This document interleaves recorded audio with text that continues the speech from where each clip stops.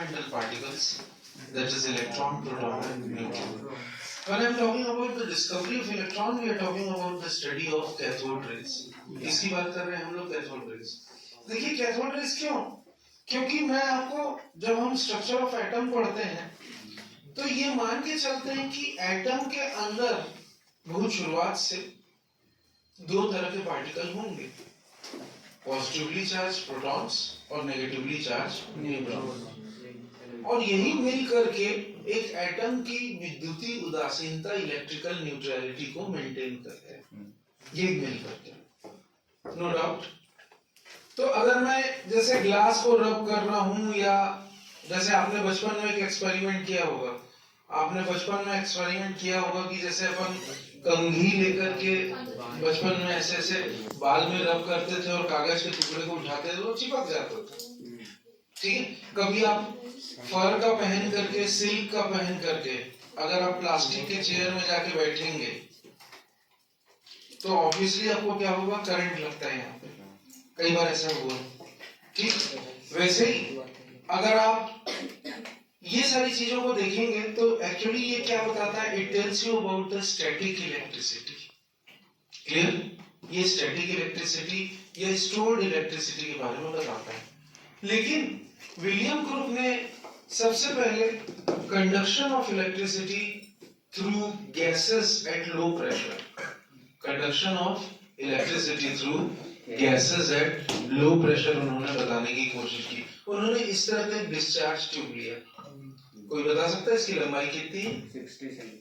60 centimetre, 60 centimetre लंबा उन्होंने इस तरह का एक डिस्चार्ज ट्यूब या ग्लास ट्यूब लिया, क्लियर। और इसमें उन्होंने दो मेटल इलेक्ट्रोड्स लगाए, एक नेगेटिव और दूसरा पॉजिटिव। जैसा आप देख सकते हैं, negative plate is commonly called as cathode and the positive plate is commonly called as anode. उन्होंने इस ट्यूब का नाम भी दिया, इसमें एक वैक्यूम पंप भी लगाया ताकि हम अपनी इच्छा से गैस का प्रेशर जो इसके अंदर में हमने फिल किया है उसको कम या ज्यादा कर सकते हैं। उन्होंने इस ट्यूब का नाम दिया क्रूक्स ट्यूब। इस ट्यूब को उन्होंने नाम क्या दिया? Crooks tube. और जब इसके अंदर उन्होंने 10,000 वोल्ट का एक हाई वोल्टेज, ये देखिए ये डीसी सोर्स है, बैटरी है, जिससे मैं 10,000 वोल्ट का करंट इसमें प्रोवाइड कर रहा हूं। जब उन्होंने 10,000 वोल्ट का करंट इन इलेक्ट्रोड्स के बीच में प्रवाहित किया तो उनको कुछ चीजें देखने के लिए मिली। अंदर हमने जो गैस भरी थी वो हाइड्रोजन गैस है।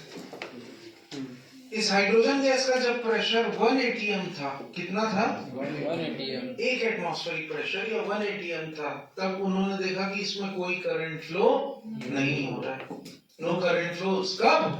When the pressure was 1 atm, ठीक है। ये बात एक और चीज सिद्ध करती है, प्रूफ करती है, पूछिए क्या? एक बात बहुत क्लियरली प्रूफ करती है कि gases they are poor conductors of electricity. Gases जो होती हैं वो नॉर्मल प्रेशर में वो इलेक्ट्रिसिटी को नॉर्मल प्रेशर में कंडक्ट नहीं कर सकते। अब क्रूक्स ने क्या किया? प्रेशर को रिड्यूस किया। कहां तक ले गए प्रेशर को? 1 mm to 10 mm।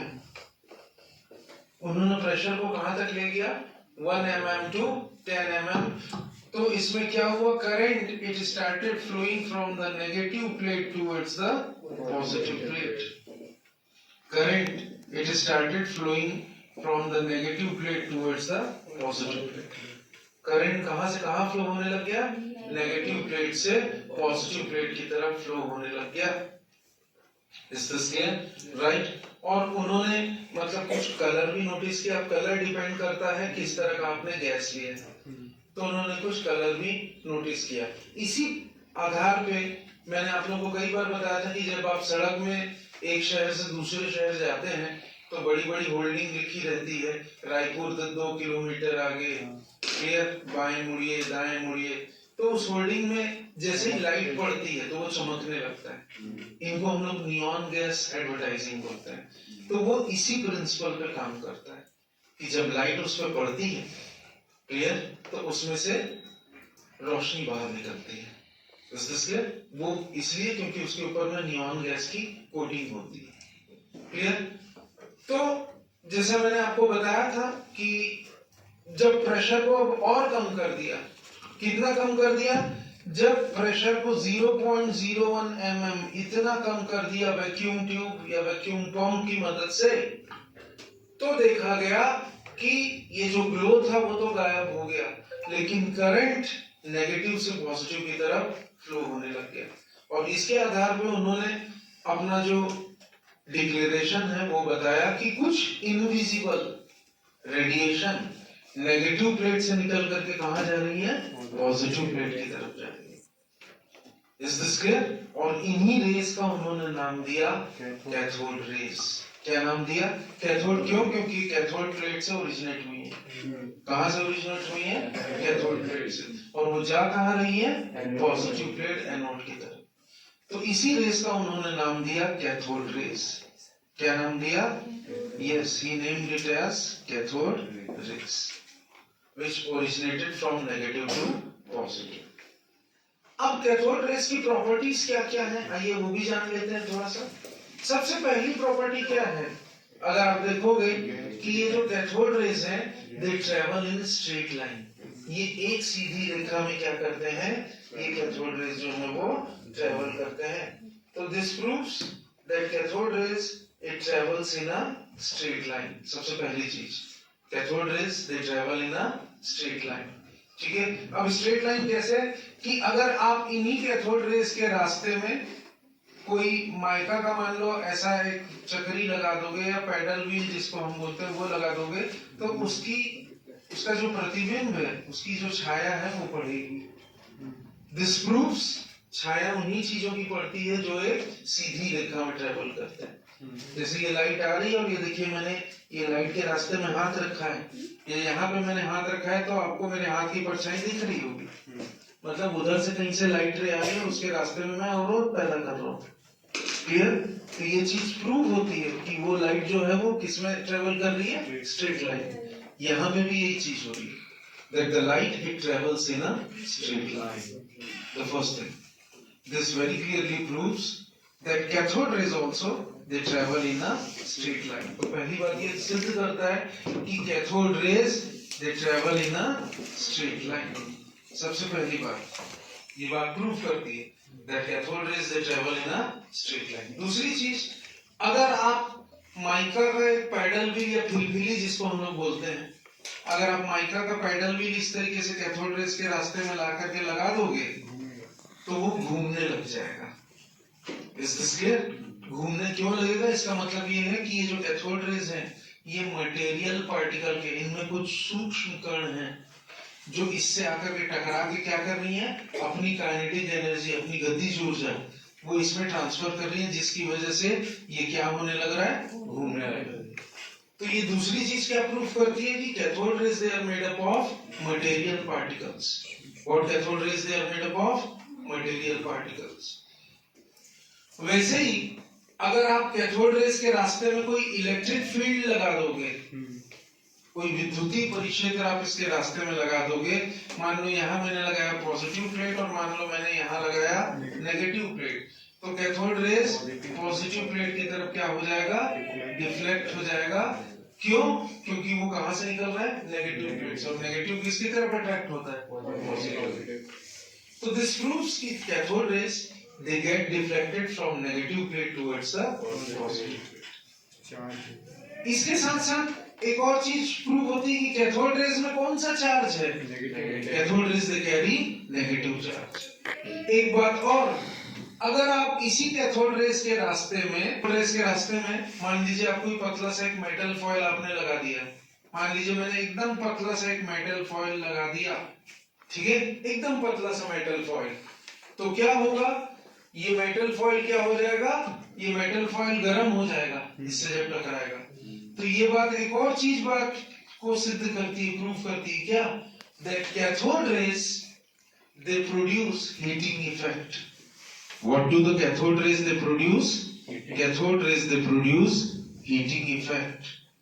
Cathode rays ऊष्मीय प्रभाव भी पैदा करते हैं, मतलब cathode rays they produce heating effect. एक और चीज, इसमें मैंने हाइड्रोजन गैस डाला था, दूसरा गैस डालेंगे नहीं मान लो हाइड्रोजन गैस ही डाला है, तो हाइड्रोजन गैस से होकर के कैथोड रेज जा रहा है, तो कैथोड रेज ये इस डिस्चार्ज ट्यूब में हम जो भी गैस फिल करते हैं, कैथोड रेज उसको आयोनाइज कर देता है। आयोनाइज मतलब उसको आयनों में परिवर्तित करता है। तो अगर मैंने हाइड्रोजन गैस डाला था तो वो अब क्या बन जाएगा, H positive ion. So this comes one more point, and what is that? Cathode rays, they ionize the gas through which they pass. What I am saying? Cathode rays, they ionize the gas through which it passes. Cathode rays हर उस gas को ionise कर देते हैं जिससे वो पास होते हैं। Clear? एक और बात मोटी मोटी देखते हैं क्या, अगर कैथोड रेज के रास्ते में आप कोई हैवी मेटल डाल देते हो, मान लो आपने कोई हैवी मेटल का एक टुकड़ा डाल दिया, मान लो W टंगस्टन, वोल्फ्रॉम ये टंगस्टन आपने कैथोड रेज के रास्ते में लगा दिया, तो क्या होगा, जब कैथोड रेज उससे टकराएगा तो उससे टकराने के बाद कैथोड रेज जो है वो कुछ इनविजिबल रेडिएशन या वो क्या प्रोड्यूस करेगा, एक्सरे। क्या प्रोड्यूस करेगा, एक्सरे। तो कैथोड रेज की ये भी एक खास बात है कि जब कैथोड रेज हार्ड मेटल से जाकर के टकराएगा तो वो क्या प्रोड्यूस करेगा, एक्सरे प्रोड्यूस करेगा। इसके साथ साथ जैसे मैंने आपको बताया कि अगर आप कैथोड रेज के रास्ते में यहाँ पे मान लो स्क्रीन के अंदर में यहाँ पे जिंक सल्फाइड की डिस्चार्ज ट्यूब के अंदर में आप स्क्रीन लगा दोगे तो वो रोशनी या फॉस्फोरेसेंस, हिंदी में उसको बोलते हैं स्फुरदीप्ति, वो प्रोड्यूस करेगा। क्लियर? और इन सब बातों से और एक चीज है, वो एक बात मैं और बताना भूल गया आपको, अगर कैथोड रेज के रास्ते में आप एकदम पतला सा मेटल फॉयल लगा दोगे तो कैथोड रेज उसके आर पार निकल जाएगा। ये एक बात और बताता है, क्या ये बताता है that cathode rays they create penetration effect, Hindi में बोलते हैं इसको प्रतिभेदन प्रभाव। क्लियर? तो cathode rays it produces penetration effect या प्रतिभेदन प्रभाव भी कैथोड रेज जो है वो प्रोड्यूस करता है। क्लियर? मतलब केवल मोटी फॉइल जिनका थिकनेस मोटा है वही कैथोड रेज को रोक सकते हैं, पतले फॉइल वो कैथोड रेज को नहीं रोक सकते। इसके साथ साथ एक और पॉइंट ये है क्या कि कैथोड रेज, इतनी सारी बातें स्टडी करने के बाद दो मोटी बातें सामने आई। क्या कि पहली चीज कैथोड रेज मटेरियल पार्टिकल के बने हैं, और दूसरी चीज कैथोड रेज में नेगेटिव चार्ज होता है। क्लियर? और इसी बेसिस पे वो नेगेटिव चार्ज क्या है, वो जो negative charge particle cathode rays में है उसी को हम बोलते हैं इलेक्ट्रॉन। क्या बोलते हैं उसको हम लोग, इलेक्ट्रॉन। और इसके आधार पे कैथोड रेज के बारे में दो चीजें पता की गई, उसका चार्ज और उसका मास। तो इसके लिए थॉमसन ने बहुत सारे इफेक्ट्स यूज किए और उसके बेसिस पे उन्होंने जो चार्ज और मास निकाला वो निकाला ऑयल ड्रॉप एक्सपेरिमेंट के through. Clear? Oil drop experiment के थ्रू उन्होंने क्या बताया कि E/M ratio, charge oblique mass ratio cathode rays का कितना होता है, 9.11 into 10 to the power minus 28 ग्राम। ठीक है? और बाकी जो बचा उसको हम लोग रेस्ट मास बोलते हैं। ठीक है? तो ये 9.11 into 10 to the power minus 28 जो है ये कैथोड रेज का E/M रेशियो है। क्या है ये कैथोड रेज का E/M ratio, charge upon mass. ठीक है? क्लियर? आवेश बटे द्रव्यमान। तो ये E/M रेशियो कैथोड रेज का इतना होगा। और इसी के आधार पे जो डेफिनेशन है इलेक्ट्रॉन की वो क्या है, an electron is that particularly fundamental particle which is present in the atom and it carries the charge negative and its mass is 1/1837 part of that of the hydrogen atom. Clear? तो electron क्या है, electron वो मूलभूत कण है जिसमें एक unit negative charge होता है और जिसका द्रव्यमान, जैसे मैंने आपको बताया था, वो हाइड्रोजन के 1/1837 पार्ट के बराबर होता है। क्लियर? हाइड्रोजन के मास के। तो दो चीजें आई, मास कितना आया इतना, और चार्ज कितना आया, charge is it carries 1 unit negative charge. तो जिस चीज में ये दोनों चीजें होती हैं, जिस पदार्थ में, उसको हम लोग इलेक्ट्रॉन बोलते हैं। तो ये वो सब कुछ मैंने आज आपको बताया जो इलेक्ट्रॉन की उत्पत्ति या डिस्कवरी के था। अब हम लोग बात करेंगे डिस्कवरी ऑफ प्रोटॉन की, तो वो अब हम लोग नेक्स्ट क्लास में देखते हैं, राइट?